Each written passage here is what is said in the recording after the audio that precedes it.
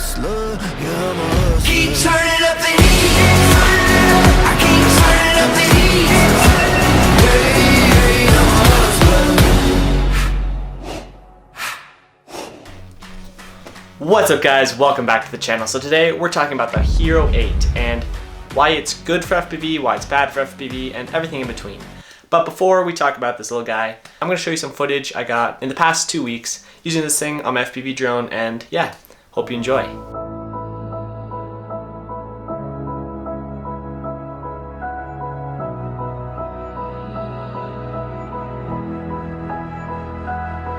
There's a silence in the sound. These colors are brighter now. I can feel it on my skin. I've been waiting for this moment to begin. What are you living for? What are you dreaming of? Let the rush of this feeling lift you up. Come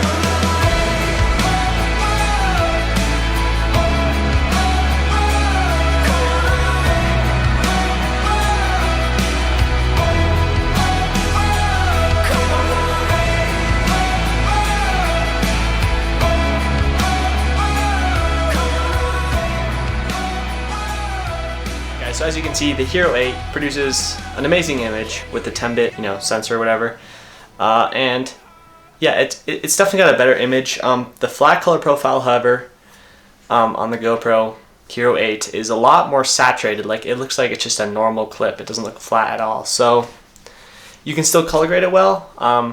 It's just not what you're going to be used to from a Hero 7 and down flat color profile from GoPro. So I thought that was a little strange. And then also, we people that are really cinematic obviously put on ND filters. So this is the Polar Pro ND filter for the Hero 8. And the way it works is you basically take this piece here and, oh shit, and this snaps on like so. And that's just on there, lives on your GoPro. And then you take your $100 ND filters, and you magnetize it on there. Now, this is not very strong, okay? So when you're flying and you crash, it will fall off. It's happened to me multiple times. Luckily, I found it right away. But it's just very annoying because you can't take the lens off. I did put a screen protector on the lens. So if you crash and break the lens, it's gonna be either impossible or a really big pain to get that fixed. So, yeah, that's the ND filter situation. I'm sure there's stick-on ND filters. I've never been a fan of those, but for now, I just take this and just basically tape it on. So that's how I've been dealing with the ND filter situation. As for these pop-out little legs, they've actually been working quite well for me. First, I thought they were a little wobbly and weak, but I take it on, slap it on my drone. Let me show you that situation.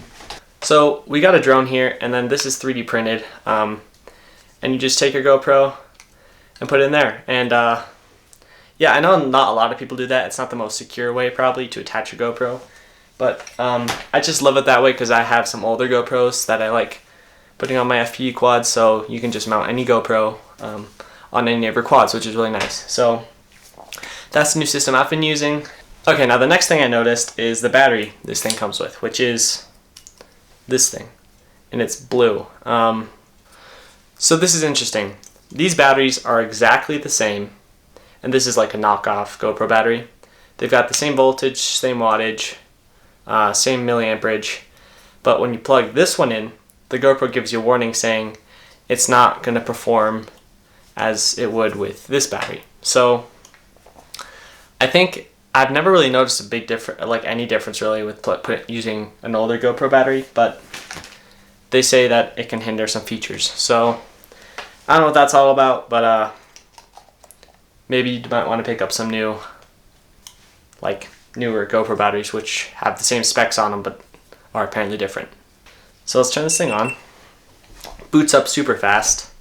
This is really nice. You can basically have a bunch of different presets, which I use all the time. I hope every GoPro after this has this feature, any action camera. I have one for basically walking around, not really caring. The footage is super high quality just to document something. I have one for super slow motion. I've got one for real steady. I've got one for FPV and hyper smooth. So you can set up a bunch of features and then you're like, okay, I'm gonna do this kind of flying, this kind of filming, hit that and you're good to go. So that's awesome. And then other than that, it's never failed on me. With the older GoPros, I realized if I was filming in the winter, some of the files would be corrupted because it'd be too cold, and it would just basically have just audio and just a frozen frame of the video, which was super annoying because sometimes you got these awesome shots and they were just gone. So with this new GoPro, that's apparently been fixed. I am recording. So that's been fixed with this GoPro. That's awesome. That's a game changer for if you do this professionally, that your video files will not be corrupted by the cold. Would I upgrade from the Hero 7 or any other older GoPro? If you want to use real steady, I would upgrade to the Hero 8 because that's the awesome thing with this camera. You can have real steady, you can have hyper smooth, which is awesome. The real steady features on here are going to be better than on the 7 because they put new firmware on here that you can get that makes it work even better with real steady. I have not gotten that personally, but you know, in the future I probably will. So if you want a GoPro and have real steady and Hypersmooth 2.0, get the Hero 8. If you're just using your GoPro to film freestyle and you don't really need it to look super cinematic or awesome, like have that cinematic kind of look, the Hero 7 is totally fine. Anything above the Hero 5 is probably fine and good enough for your situation if you're just flying around posting it on Facebook.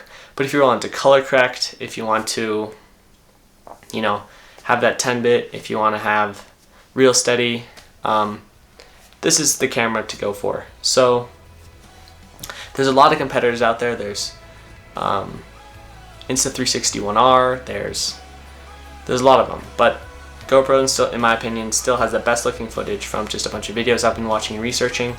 So go pick one up. It's pretty old already, so you might want to hang on there and wait a little bit for the Hero 9 or whatever's coming next. But yeah, it's been a good camera. It will suck once this breaks because maybe eventually it will, and that'll be a separate video. But for now, thank you guys for watching. Go follow me on Instagram for like behind the scenes, some cool FPV clips, and yeah, thanks for watching. Please like and subscribe, and I'll see you guys in the next video.